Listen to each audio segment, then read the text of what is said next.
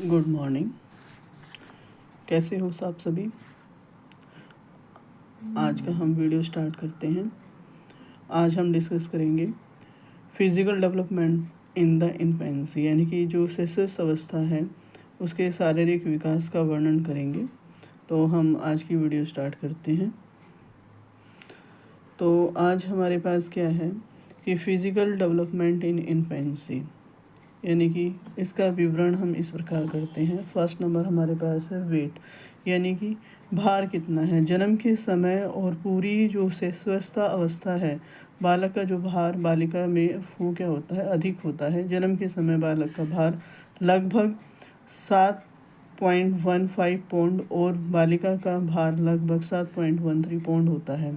पहले 6 माह में शिशु का भार दोगुना और 1 वर्ष के अंत में तिगुना हो जाता है। दूसरे वर्ष में शिशु का भार केवल आधा पौंड प्रति मास के हिसाब से बढ़ता है और 5वें वर्ष के अंत में 38 पौंड के बीच में होता है। यानी कि ये कंपैरिजन दिखाया हुआ है कि वेट मतलब मेल एंड फीमेल जो बच्चा है उसमें कितना रहेगा, बालिका में और बालक में। सेकंड पॉइंट है हमारे पास लंबाई, यानी कि लेंथ। जन्म के समय संपूर्ण जो शिशु अवस्था है उसमें बालक की जो लंबाई है वो बालिका से अधिक होती है। जन्म के समय बालक की लंबाई लगभग 20.5 इंच और बालिका की लंबाई 20.3 इंच होती है।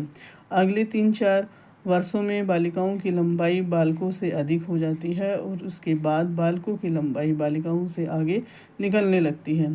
पहले वर्ष में शिशु की लंबाई लगभग 10 इंच और दूसरे वर्ष में 4 या 5 इंच बढ़ती है।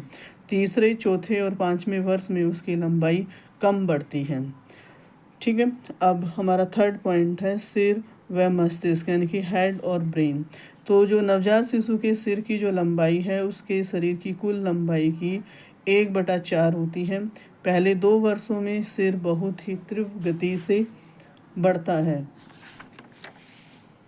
परंतु उसके बाद उसकी गति क्या होती है, धीमी होती जाती है। जन्म के समय शिशु की मस्तिष्क का भार जो है कितना होता है, 350 ग्राम होता है और शरीर के भार के अनुपात से अधिक होता है। यह भार 2 वर्ष में दोगुना और 5 वर्ष में शरीर के कुल भार का लगभग 80% हो जाता है। नेक्स्ट पॉइंट हमारे पास है हड्डियाँ, यानी कि बोन्स। नवजात शिशु की हड्डियाँ छोटी और संख्या में 270 होती हैं। ये क्वेश्चन वेरी इंपॉर्टेंट है, पेपर में पूछा जाता है कि नवजात शिशु की हड्डियाँ कितनी होती हैं। संपूर्ण जो शिशुअवस्था में ये छोटी, कोमल और लचीली बली प्रकार की जुड़ी हुई नहीं होती। ये कैल्शियम, फास्फेट और अन्य खनिज पदार्थों की सहायता से दिन प्रतिदिन कड़ी होती चली जाती हैं। इस प्रक्रिया में अस्थिकरण या अस्थि निर्माण कहते हैं। ऑस्टिफिकेशन वेरी इंपॉर्टेंट टर्म है। अस्थि निर्माण ये हमारे पास क्या है, बचपन में ही मतलब नवजात शिशु में ही देखने को मिलता है। बालिकाओं की तुलना में बालिकाओं में हस्तीकरण की तीव्र गति होती है। नेक्स्ट हमारे पास है दांत, यानी कि टीथ। छठे माह में शिशु के अस्थायी या दूध के दांत निकलने आरंभ हो जाते हैं। सबसे पहले नीचे के अगले दांत निकलते हैं और 1 वर्ष की आयु तक उनकी संख्या 8 हो जाती है। लगभग 4 वर्ष की आयु में शिशु के दूध के सब दांत निकल आते हैं। नेक्स्ट है हमारे पास अदर जो ऑर्गन्स हैं, यानी कि नवजात शिशु की मांसपेशियों का भार उसके शरीर के कुल भार का 23% होता है। यह धीरे धीरे बढ़ता चलता जाता है। जन्म के समय हृदय की धड़कन कभी तेज और कभी धीमी होती है। जैसे जैसे हृदय बढ़ता होता है वैसे वैसे धड़कन में स्थिरता आती रहती है। पहले माह में शिशु के जो हृदय की धड़कन है वो 1 मिनट में लगभग 140 बार होती है। ये इस टाइप के क्वेश्चन पेपर में पूछे जा सकते हैं कि पहले माह में शिशु की जो हृदय की धड़कन कितनी होती है। लगभग 6 वर्ष की आयु में इसकी संख्या घटकर 100 हो जाती है और शिशु के शरीर के ऊपरी भाग का लगभग पूर्ण विकास 6 वर्ष की आयु तक हो जाता है। टांगों और भुजाओं का विकास अति तीव्र गति से होता है। पहले 2 वर्षों में टांगें, ठोड़ी और भुजाएं दोगुनी हो जाती हैं और शिशु के यौन संबंधी अंगों का विकास अति मंद गति से होता है। विकास का महत्व, यानी कि इम्पोर्टेंस ऑफ द डेवलपमेंट। 3 वर्ष की आयु में शिशु